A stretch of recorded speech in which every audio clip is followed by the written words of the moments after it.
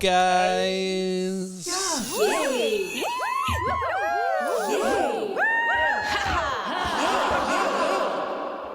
Oh, yeah. Welcome back, ladies and gentlemen, to the Two Honks podcast, the only fact-driven podcast on the internet. My name is Joe Little. Sitting across from me, lording above me this wonderful evening is Lamar Costin. How are we this evening? I'm erect. You are erect. How are you? I'm very erect right now. Yeah, we decided that we're going to work on our posture for the entire episode. This is a new. We're going to have good posture the I think whole we time. should. That's a new thing we should really strive to do because people are influenced by what they see, Yes. and what they hear. And what we've been doing is telling the truth, Yeah. but we have not been sitting erect. Yeah. We're not as erect as we should be. Yeah, we need to be at attention because you have to be vigilant when you record a podcast, right? Isn't that key? Well, I think it has to do with blood flow. You have to be vigilant Is the main thing. and you have to be honest. You can't be erect without good Honesty. blood flow. Good blood flow. Isn't that right? Yeah. I'm doing pretty good here. We just got out of another meeting. Yeah, it was a good one today. We had a mighty good Alcoholics Anonymous meeting. We talked about honesty, and obviously we crushed it because Right. we're very honest people. We're, like I said, the only honest podcast on the internet. You can take that to the bank and smoke it. I noticed a lot of people tonight were struggling with that question when they were sharing. It was like, sometimes I'm honest, sometimes I lie a lot. Yeah. And when we spoke, only truth, Yeah. as always. Just poured like a waterfall Right. out of my mouth. Like a truth fall. Like a truth fall of vulnerability. It just... There was a shockwave Came of right truth that swept through the crowd, I noticed. Yes. Yeah. A lot of nods. We got a lot of nods. I saw a lot of nods. So, I mean, this evening I got to speak a little bit. Lots of nods. Lots of nods. I still can't make people laugh like Lamar can. Right. There wasn't any women taking their tops off or anything like that this time, which I think for me is appropriate. I think that's an appropriate thing. You gotta have a rapist wit But I mean, to do that. Exactly. And with you, Lamar, I mean, you're a single man. You're out there. You're rubbing right. elbows. You might as well get a few topless ladies at the Alcoholics Anonymous meeting. I mean, good for you. I mean, if I was standing behind you, I'd pat you on the back. But I'm not. I'm in front of you, and Right. I'm honest. So, And that's really all I need you to be, I think. yeah. Welcome, episode 40. What are we on now? 40? I don't know. I can't even keep track 45? anymore. I think we're at 45. It's a blurry shot to 100 at this point, and we're gonna get there quicker than we think. Yeah. Welcome to the Two Honks. We're in the beautiful, historic Alphabet beautiful. District in downtown Northwest Portland, Oregon, in the Valley of Darkness. Hardwood floors. Hardwood floors. I've got an electric oven as well. Fully furnished, beautiful French doors, Plaster walls. custom cabinets, Free bike storage. free bike storage. This is really a nice, an ancient kind of a antique kind of. Yeah, when was this building erected? This was erect in 1920, I believe, Erect in 1920. and still erect today. I didn't know that noticed anybody was erect in 1920. I didn't either, and That's like 100 years ago. I didn't think erect existed. to keep an erection for over 100 years is That's a I think big nothing deal. to really scoff at. there. That's I mean, you can't sneeze at that. I wouldn't. Yeah, No I wouldn't one's try going to it. sneeze at that one. I wanted to address something that I noticed. This is something I think that everybody can relate to, and that's Yeah. why I'm bringing it up, because we want people to enjoy Because this. it's relatable. We want people to. We're not just going to talk about issues and things that we, as Two Honks podcast people, know about, because that's not going to. Everybody else is going to be like, "What are you talking about?" Yeah, exactly. We need to be. We're trying to up our base here Right. a little bit. We're just human beings, even though it might seem like we're gods because our voice is so strong. We're very philosophical. right. Wisdomatic. Wisdomatic. Yeah, exactly. But I noticed at the last meeting, and it happened again today, people that are sharing at these AA meetings on the podium, they've got the face mask on, and as they talk, it kind of rides down the nose. Yes. Especially the cloth masks. Have you noticed this? The cloth masks. They're not big enough. They have more trouble. They're not big enough. Yeah. But I've seen it with the regular ones too, and it's just like, come on already. Yeah. Like, it's so distracting. Like every 2 seconds you're putting the thing back up on your nose. It's like, exactly. Can you talk like with ventriloquist or something where you don't have to move your mouth? Can we? Well, I mean, I can't you just make an exception for the little bit of time that somebody's standing up there? Right. You know, I mean, they're not even close to the microphone. Let them take the mask off for a few minutes, right, and talk about. I mean, I don't think we're going to get any extra COVID from somebody taking their mask off for 5 minutes and talking about their problems with drugs and alcohol. Well, I'm not a scientist. I mean, I don't know if that's true or not, but it is because this is a factual podcast. Because you said it. We true. only say it's all truth. We're only honest. I think it'd be cool if they put on one of those old school like divers helmets, the glass globe. Yes, I think that would be the one with the long tube that goes up to the ship. That would be a fun solution. Yeah. I think that would be a phenomenal solution, actually. They must be pretty heavy on the old noggin, though. Huh? Yeah, I imagine that those things are fairly heavy. But the mask sliding down the face thing... It's incredibly distracting. Almost as distracting as those topless women at the last meeting. Yeah, exactly. But in not as fun of a way as that was. Yeah, exactly. That was enjoyable for everybody. Yeah. You know, and I mean... You can't let yourself get too bothered by the little things, I guess. Right. But sometimes the little things come up and they just... I think that's something that I'm getting really good about. We didn't do a pre-pro really this time, but... Yeah, no pre-pro. I've been using the Two Honks podcast name, the Instagram handle, and also the YouTube channel's name to correct people's grammar on those platforms. Gotcha. And I'm proud of my work. It's mostly just been could've, would've, should've's. Yeah. And unfortunately, a lot of the time it's when people are discussing rather heavy matters. Yeah. Drug addictions, death in the family, and things like that. Yeah. Should have. Would have.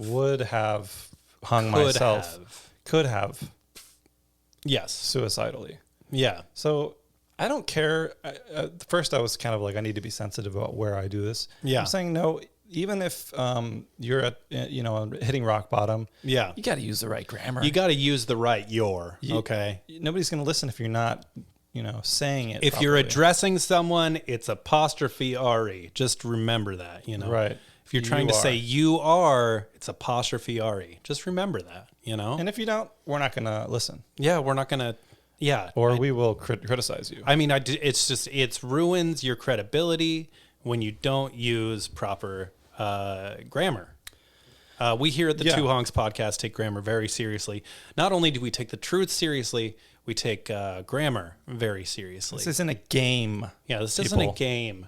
If you also take grammar seriously, go ahead and shoot us a message, twohonkspodcast@gmail.com. Let us know how it goes when you correct your friend's grammar. I don't know. I wanted to. So here's another small thing that I think I'm just really good at these things now that I'm looking for them. Yeah. But I picked up a book recently, a used book. Wow. From the thrift store. Right. I know. And I wasn't even planning on it. Wow. I went there and it called to me in a spiritual sense. Okay. I grabbed the book. It was like $1.80. Was it a heavy book? It's not a heavy book. I'll actually grab it because I'm going to need to reference this here. Okay, let's check it out.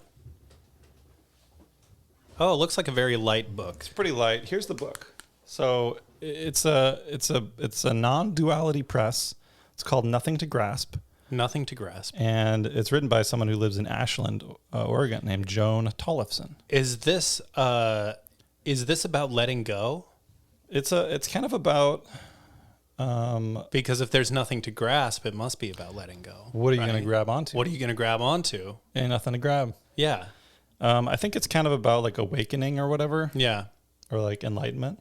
Okay. Well, But I mean, part of enlightenment is letting go. I think that might be part. You know, a lot of people say don't judge a book by its cover. Yeah. I disagree. I also disagree, and I Yeah. like this cover a lot. I judged that book by its cover, and it turns out that I'm right. I like because the colors. It's factual. It's truth. We're truthful here. We say a lot of truths. Although upon closer inspection, there's actually like some JPEG artifact happening along here. The image is a very low quality image, and as it was, you can see the artifacts along here along the edges. Do you think the author chose that cover? I think they did. I believe so. Oh, you know what I want on the cover of my book? This really shitty image. You got anything that's like 200 pixels by 200 pixels? Yeah, you got anything that's awful fucking picture? Let's print that. Let's put that on the book. I think my grandma took some shitty pictures of a flower from 1940. Yeah. Let's scan that in on a low resolution scanner. We should use a really shitty picture of a flower for this episode. Let's thumbnail that. Let's clickbait that one. I think people will not avoid that. Yeah. So here's the thing about this book. It's actually been a really interesting read so far. But immediately upon opening this up, like the first chapter is called Life. And I want you to take a look at this and just notice that every single word is highlighted in that. So when you bought this, the person that read this book before me highlighted every word, and I'm wondering. There's a couple of words that are missing. Well, as they that went aren't on, highlighted, but as they went on, they got more selective with it. But I thought that was funny that at the very beginning, do you think that as they're reading, they're highlighting, and that's just how they read? I think so this is what I think happened. And the reason I know this is because I've done it before. Okay. So I pretty much only do audiobooks because I don't have this thing called patience, you know? Right. So I think what happened is this person was very excited about the book. They started to read the first paragraphs, and the first paragraphs really resonated with them. So they started highlighting as many words as resonated with them. Like they really wanted to remember this, they really want to remember this, they really wanted to remember this. But then after a couple of days of doing that, they noticed that they were reading the book really slow. Right. So then they started getting more selective about what they highlighted, and eventually they just quit reading the book altogether. Yes. Because they burned out and got bored. Because there's no highlights at the end. Yeah, you'll notice that actually after page 46, that you could tell nobody's even read this part. Yeah. There's no marks of any kind. Yeah. And it smells different. Oh, and wow. I think that's the real way to know how used a book is. Yeah. I thought it was funny and also just kind of kind of annoyed me.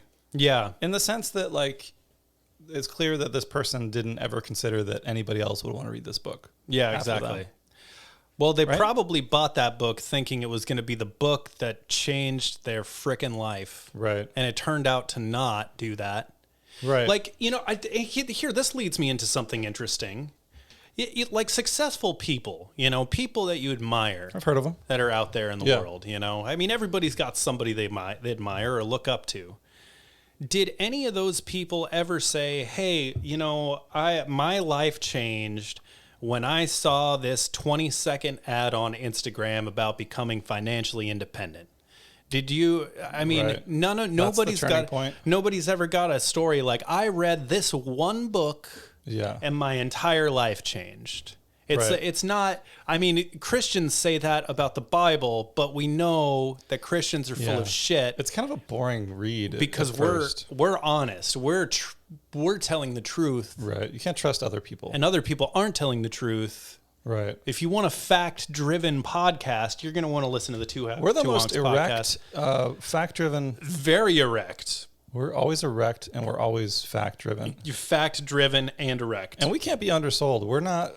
Sponsored by anybody right now. Except for ourselves. Yeah, we have pocket privilege, and that's our company. We're working on that. We own that. We're bringing it up. We're checking our pocket privilege. Yeah, I don't think anybody's really... It's probably happened to some people where they're like, their life is a total poop hole, and then something happens. Somebody says, hey, I like the way you did your hair. Yeah. Or something, and they're like, oh my God, like, I'm going to stop doing drugs now. Yeah. I'm going to stop being an asshole. Well, and I know plenty of unsuccessful people that saw one 20-second ad on Instagram, got obsessed with the context of it, and then just, obsessed over doing every step of that context for the next 3 weeks. But then they just burned out and gave up, Right. I don't know. Obsession is a powerful thing, right? Yeah. You can't get too obsessed, because if you get too obsessed, you're just going to stop. Right. Yeah, I guess so. Yeah. I mean, who can sustain that level of intensity? No one. Maybe a crazy person. Maybe a crazy person, but all right, well, maybe that's not the wrong direction to look at it, because I was going to say, do you know any crazy people that became successful? And of course, plenty of crazy people became successful. But how do you define success? What is success to you, Lamar? I think it's different for everybody. Yeah. That's a good question. Yeah. I'll have to simmer on that. Yeah. What is it? What is that mean? Yeah. What is it?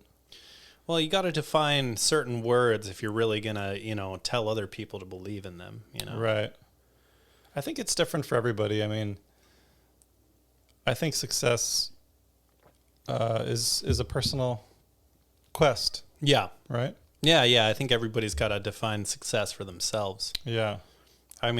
We should do an episode on that, on what that means. Yeah, I think that could be like we could do like a 3-hour podcast. We'll do a 3-hour. 3 hours, all facts, of course, 100% factual stuff. Yeah, I don't know. Do you have a personal definition of that for yourself? I think the most general term you can put it in is happiness, because everybody wants happiness. Yeah. So success equals happiness. And what's happiness? What is that? So happiness, I guess, could be financial security for one. Okay. That's a big one. Relationship security, Okay. Having a loved one, a friend, a family member who That's a good one. You is never going to leave your side. That's a really good one. You got to have that comfort. Okay. And then, always being able to provide for the people that rely on you. So knowing that you can provide for somebody that's relying on you, right? Having those close relationships that aren't going away, and also being able to be financially independent and kind of be able to pay your bills and stuff. Because I don't think anybody defines success by not being able to pay their bills. I think that's going to be a hallmark of everybody's story of what success is. I guess I was thinking you could be success if you were so wealthy that you didn't even have to think about. Yeah. So somebody else paid your bills. Yeah. You know what I mean? Like you have somebody who does that. Yeah. You're so exorbitantly wealthy. Yeah. I mean, some people could look at it as that. You think Bezos was happy when he was making, $40,000 a year? Probably not. Because he's always been a power-hungry maniac, Right. So his definition of success was something He's got those different. Crazy eyes, huh? He started out by selling books on the internet, Is that right? Now he's trying to run the world. Who buys books? He was selling books. They're all highlighted. Books on the internet. That used books. Yeah. And that probably didn't work because of this one person. Yeah. And now he's dropping packages like it's fucking going out of style, Right. I always wonder about those Amazon delivery people. It'd probably be the same if you were a mail delivery person. Yeah. I actually know a mail carrier now, a friend of mine. Yeah. But if you were an Amazon... Are they a male carrier or are they Yes. a female carrier? Yes. So he's a male carrier. Male. Female mail carrier. You don't know any female mail carriers? I don't know any female males. Yeah. But I always think about that, especially with the Amazon people, because that over 95% of the packages they're delivering are some piece of crap. Yeah. Just something that's going to be thrown in the river in a couple days. Yeah, exactly. So why are we consuming all of this shit? Do we need it? I think it's the novelty. When you buy something, you get a little bit of serotonin. I think that it's just so... It's so fleeting, but... It's so convenient to just buy something. you know? Yeah, it's like, maybe I need that thing. And then Yeah. you get it, and it's like, oh, it's actually a piece of crap. Yeah. Because it looks cool when you see it on the website. It's like, this looks like it could be a good thing. Yeah. Then you get it, and you're like, oh, this is like 5 cents. Yeah. Piece of plastic. Well, maybe I'm in a unique situation because I don't think I've spent money on anything that isn't a bill or like food in months. Okay. Yeah. Yeah, based on the number of Amazon drivers I see around here, Yeah. there's a lot of purchasing going on. Yeah.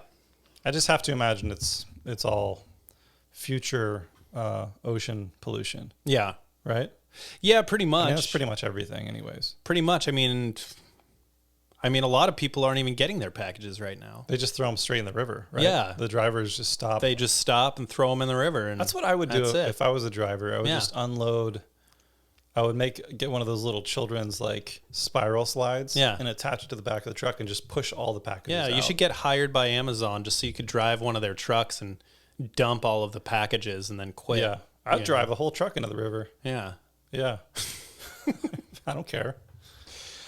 All right. I think we got to the end of part 1 pretty quick there. That went quicker than I thought. But, well, time's an illusion. Stick around. We're going to hit some doozies. Yeah, we'll hit a couple doozers. Hit a couple doozers. Yep. And we're back. Okay, we're back. So we're here for part 2. Yeah. We wanted to... Well, we already talked about money a little bit. Yeah, and I wanted to just mention that I'm feeling pretty good because I got my sweats on right now. Yeah. I don't know if anybody can really appreciate that.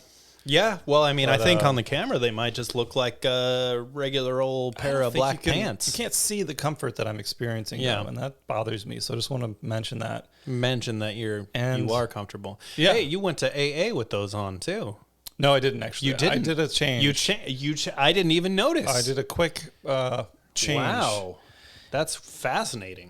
This is something I've always struggled with, and I think ironically, since I quit drinking, I've actually gained weight in my middle area. Oh, wow. And I cannot be comfortable in pants that I wear out in public. Wow.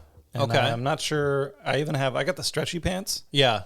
The like jeans that are stretchy, and I even bought a stretchy belt. Yeah.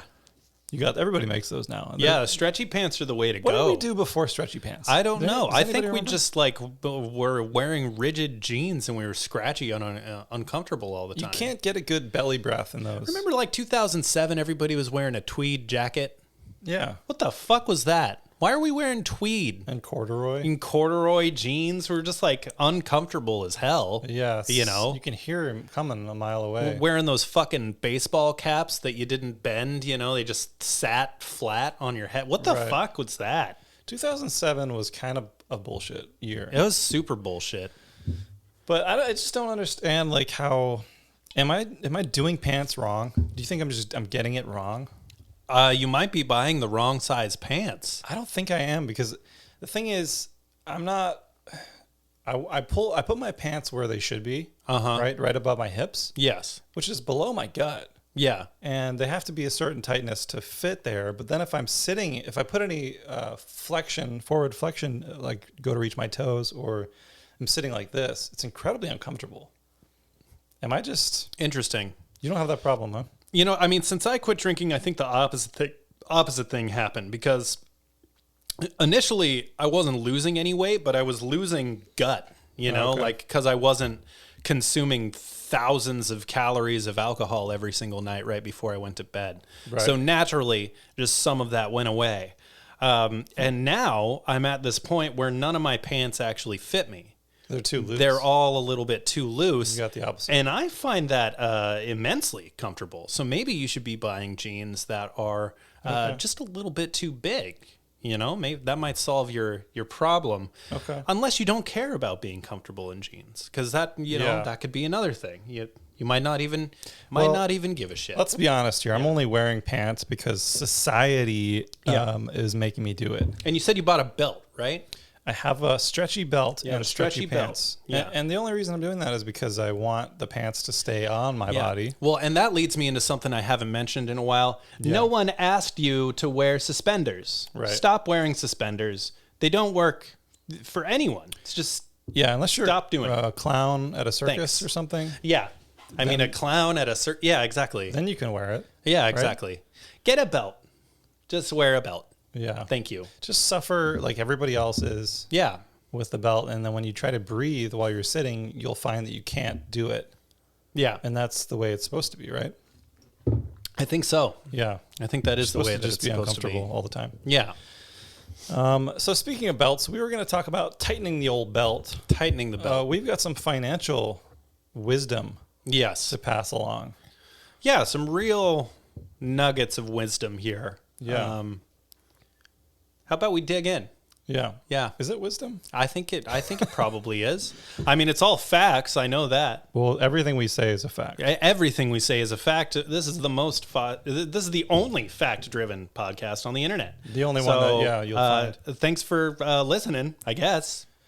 Here's a question for you, and I've been wondering this for years, actually. Okay. If you knew somebody in the banking industry, yeah. Let's say you had a friend who worked like not as a teller or something at a bank, but like on a higher level. Yeah, like a branch manager or something, or even more like you. Let's say you were like one of the head computer nerds at like Chase or something. Yeah. Could I ask you to go into my account at Chase and move the decimal over, right, and change some numbers, and then suddenly when I go check my account, I've got millions of dollars? Is that how money could work? I think that might be like an employee discount kind of thing. Can that happen? Can you get employee discounts on money? Oh, shoot. You lost your video, man. We'll have to do a little. Well, we got it live on the Instagram. So this is, we're live. This is Instagram exclusive shit now. Is that how money works, that you could actually just change it in the system and then suddenly the money's there, or would there have to be some kind of transaction that funds the account? I mean, I know that's how it's supposed to work, but yeah, because it's all made up anyways, right? Yeah. Couldn't you just add some numbers in? So, I mean, I think you could print, like they're printing trillions of dollars right now, right? And just like handing them out to people like hotcakes, right? Yeah, they're free, right? Yeah, they're just free. I mean, why wouldn't you be able to just move over a decimal especially if you're like a computer nerd for Chase Bank, right? What are you doing with Chase? Why are you with that corporate bullshit? Like, I don't keep any money there. Here's the story: is when I had my own massage therapy business. Oh wow! They gave me a credit card. Yeah. For some reason, a business card. Okay. And it has a huge limit on it. Wow. Which I found out years later, I don't actually accrue any credit on that. Yeah. But it has a huge limit. And so I use that when I need to buy things. Yeah. And I get a percentage back or whatever. But I actually keep my money in a credit union. So I pay my credit card from the credit union account. Oh, okay. So it's kind of like a shell account. Like a shell. My Chase is like a shell. It's like a shell. Shell. Yeah. Shell. Hey, do you know Shell over at Chase? Can you tell Shell to change my numbers at Chase? BP oil, Shell. Hey, my gas is empty in my gas tank. Can you go to the nearest Shell? Is there a Shell around here? Give me a Shell. Where's the nearest Shell?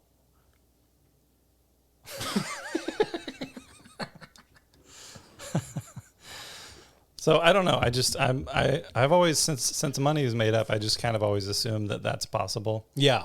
I think we should try to, maybe some of our listeners are Shell employees. Yeah. Are you an employee of Shell Corporation? Or Chase? Maybe you can fudge the numbers for us. So if you work at a Shell gas station, you work for a company that is a shell for other companies. You're a shell of a human being. Yeah, if you're a shell of a human being, go ahead and shoot us a message, 2honkspodcast@gmail.com. Yeah. Let us know what kind of shell you are, all right? Shell up. If your name is Michelle, you can send us a message. Let us know. That counts. That also counts. It also means you're a shell. And if you could just change... Shelby, that's another name that works. Yeah. Shalene. Shallow. Yeah. If you play the cello, That's close enough for me. You could, you're a shell. You are a shell of a person. Yeah. And I'd appreciate it if you would put money in my account. Yeah. And thank you very much. Help us out with some decimals here. We could throw all us a freaking bone we here. could all use a little. Can we talk about this inflation? Nope, nobody's talking about this. Nobody's talking about this. Yeah. Why are we not talking about this? Nobody wants to talk about it. I mean, are we just afraid to talk about? Am I not allowed to talk about this? Are we allowed to talk about this? Are we going to get like defunded or something? Are we going to get demonetized if we talk about this? Are we going to get canceled? I don't want to get canceled. Are we going to get canceled because we talked about it? Because, I mean, I want to talk about inflation. Yeah.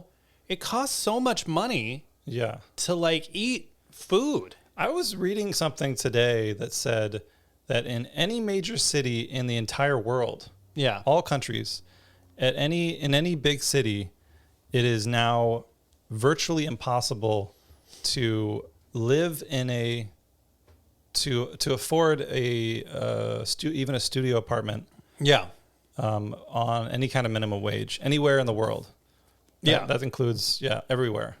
The minimum wage of the entire world is low enough, is so low that you can't even live. Yeah, basically. Well, which has been true in America for a long time. But $7.25 an hour, right? Right. So there's not $100 a month rent anymore. Right. That doesn't happen. Is that what's wrong with America? I think that's what's wrong with America. Can we bring back $100 rent? Can we put that the rent is too damn high? I would like to pay $100 for rent. I want to pay $100 for rent. That would leave me so much extra money for like shit that I can buy and throw in the river. Think of all the stuff you could throw in the river. Yeah, I want that much money.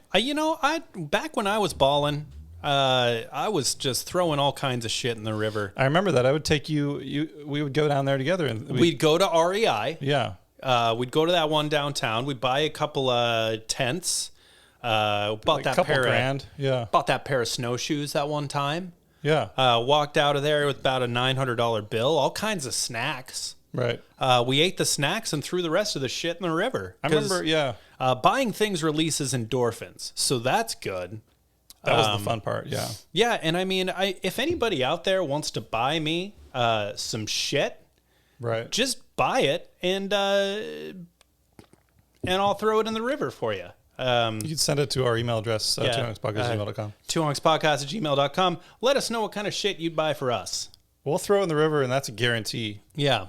That's a promise. That is a promise. Because we're minimalists. Right. But we still like to buy things. Exactly. There's nothing wrong with that. It's a new world. That's the important stuff. It's a new age. And I just think we really got to get pocket privilege off the ground because I'm running low. I'm running low on funds these days. How do you suggest we get more money despite, meeting somebody at Chase Bank who can move a decimal over? The river is not going to pollute itself, folks. It needs us to throw things into it. There's always the lottery. Yeah. I mean, we could try the lottery. People are talking about the lottery all the time. Yeah. And you actually had a little story about the lottery here. That's the lottery is pretty big here. Yeah. You'll notice it's a big deal. And a lot of the bars, even here in Portland, you'll see they have those machines, the lottery machine. How are they allowed to do that? Because Oregon, it's technically, gambling's like illegal, right. But those machines are like gambling. I didn't. Yeah, I thought it was the same legal. shit as like a casino. I think it's legal because there's. But it's somehow like publicly funded. That makes. I don't know what it is. But anyway, coming from Colorado where it's not legal, I thought it was pretty odd. Yeah. And as you know, in every bar in Portland, there's some of these machines that are always being occupied by meth-addled women. Yeah. I don't know why. Well, and it's funny because they go into these bars and they never drink alcohol. They always just ask for water. They have the oversized cups from like the gas station. Yeah. With soda or whatever. Or just sip a big gulp and then they have the bartender fill it up with water. Yeah. I don't understand it. Yeah. I really don't get it, but I think it's like unhealthy. Yeah, I think that's unhealthy. Yeah. If you're on meth and you're looking for something to do, maybe go take a jog or something. Yeah, go for a run. Take in some fresh air. I mean, use that extra energy for something positive. Yeah, go do some 400-meter dashes. Go do some volunteering.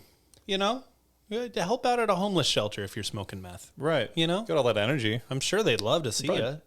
Yeah. You know? Yeah, do something fun. Yeah, volunteer in an AA meeting. You could do that too. There you go. High on meth. You could run it, do a marathon. You're accepted. They don't want you to say anything, but you're allowed to be there. You didn't drink. Nobody's going to kick you out. You didn't drink. Meth's not alcohol, is it? Meth's not alcohol. Yeah. Last do time all I the meth checked. you want. This is Alcoholics Anonymous. Yeah, I just switched to meth, you know? Yeah. That'll take the weight quitting right off. drinking's easy. All you got to do Yeah. is switch to meth. I'll burn off the cals. Yeah, burn off a few calories. So the story of this gentleman, and this is a common theme among huge jackpot winners. Yeah. Like we're talking multi-millions. Millions of If dollars. you win mills, there's a good chance that your life is going to be destroyed. Mm-hmm. And I find this really fascinating to the point where I've read a lot of these stories, and it just makes me like daydream about what I would do if for some reason I won the lottery, even though I don't buy lottery tickets. Yeah. Somehow I win. What would I do? And I have some ideas about it, but I'll tell you the story first. Yeah. So this guy, Jack Whitaker, I think this was like 20 years ago or something. Mm-hmm. It was a while ago.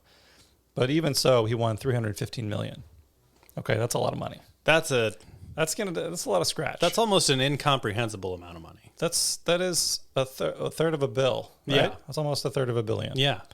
Of course, taxes took out $200 million of that because he chose a lump sum. So Still had 115 million. he got a 113 mil take home lump Yeah. sum pay. Yeah. So that's nothing. I mean, that's something you can still do something. Yeah, with that's that. nothing to sneeze at. You can have a little bit of fun with You're it. not going to sneeze at that. And this guy wasn't a well-to-do man to begin with. He was a hardworking dude. Just a blue collar kind of just guy. your run-of-the-mill, Okay. Joe Sixpack kind of folk. And it destroyed his life. Yeah. Basically, what happened was he bought like a house. He was very generous with his cash. He gave it to all of his relatives, and he had a granddaughter that he really loved, you could say. Yeah. And he spoiled her with cash and a bunch of cars and stuff. Oh, okay. And I think she was like, I don't know, like a teenager, late teenager. She was like dating some dude who was Late stage teenager. She was a late stage teen Okay. and was getting into drugs because that's what you do. Yeah, when you have a bunch of money, what else is there to do? I mean, even if you don't have money, you're going to be doing drugs. Yeah. So anyways, she started dating this douchebag guy, and he had all those drugs and she had the money. So they just started doing drugs together. Long story short, her boyfriend OD'd and died. And then less than a year later, she also died from a drug overdose. Damn. So long story short, this guy ended up broke. With nothing. He had lawsuits against him. He had multiple thefts happened where he happened to have $100,000 in his car because he was at some casino or something. Yeah. His cars got broken Well, into and didn't a his couple family just like come to him for like a bunch of money because they found out that he was had won the lottery? That's what happens to these people. So they just sucked him dry. Yeah. Of all of his money, and then he had all these lawsuits. And he said, there's a quote from him at the very end of it all when he had lost everything. He said, "Since I won the lottery, I think there is no control for greed. I think if you have something, there's always someone else that wants it. I wish I'd torn that ticket up." Yeah. There you have it. He wishes he didn't get the money, folks. He wished that he had never won $113 million. Yeah. Think about that. So think about how much you want some money right now and how much you want to be able to get by. This guy got $113 million, and by the time that it was gone, he was like, I wish I never had it. Think about wanting that money, and then think about your granddaughter ODing on drugs and dying because of you. Yeah. Because of what you did. Seriously. How does that make you feel? Yeah. How's that new car treating you? Yeah. Huh? How's that Tesla treating you? Yeah. Yeah? You feel good about yourself? How are your you feel better? Money grubbing friends that aren't real friends anymore? Yeah. Because they just see you for money. How's that going, huh? Yeah. How's that going? You happy about that? You happy about that? Are you happy now? Yeah. Are you pleased? Money solve all your problems? Yeah. So this is my way of saying I think we need to take a look at that. And maybe there's like a good middle ground where money maybe some money can be good. Yeah. But I think all money, if you have all the money in the world, you're going to be a terrible person. Well, so you don't want too little money. Right. Because then you're going to end up using all of your money for very little output. Right. And you don't want too much money because then you're going to spend in excess. I think the trick to having a happy life and considering yourself successful is having enough money. Right. So what's enough money? What is enough? You know? Yeah. That's up to you. I don't know. That's a weird one. That's a tough one. I think for me, $70K a year. You're going to do $70K? $70K. If I'm just right there, that's enough. Really? I'm going to go $1 million. You're going to go with $1 million? Are we talking after tax? $1 million a year? Pre-tax? I'm talking post-tax? pre-tax. Pre-tax $70K. Post-tax $50K. It's not a lot. I mean, I'm going to go with $1 million pre. Yeah. Let's say 500K after tax a year. I think I could manage that. Yeah. I would have to be smart about it, though. I think that'd be too much. I think that'd be too much money. I think I'm afraid of. Yeah. But I think I'm smarter than this guy, Jack. Mm-hmm. I think I could crack it. I think I could crack this nut. Okay. You just got to be smart and not tell everybody in the world. Yeah. Like I'm doing now, what I would do. Yeah, exactly. Exactly. You would wear a disguise when you go and collect the money. Yeah. If anybody out there has a winning lottery ticket and they want to give it to Lamar, go ahead and shoot us an email, twohonkspodcast@gmail.com. Yeah. Give us that winning lottery ticket. Make sure it's at least $1 million, though, because I don't want that chump change. I mean, because the fact of the matter is we're going to do better than you with the money. You're just going to waste it and your niece is going to die. So you don't want to do that. Give it to us so that your niece doesn't die. We've already done the research on this and we know what to do. Yeah, so exactly. You don't want to gamble with your... Plus, we've thought about this extensively. I think that's the problem. People win the lottery and they never studied on how to do it, to be successful. How many times have they won the lottery and then contacted the Two Honks podcast? Yeah, exactly. If you don't do that, you don't stand a very good chance. Yeah, you don't stand a chance at all. Don't not give us your money. Yeah. If you get over $1 million. Yeah, I mean, definitely give us all your money if it's over $1 million. Your friends are going to die and it's going to be your fault. Yeah, exactly. So that's not funny. We're going to put it all in Bitcoin anyway, so. This isn't a game. Yeah.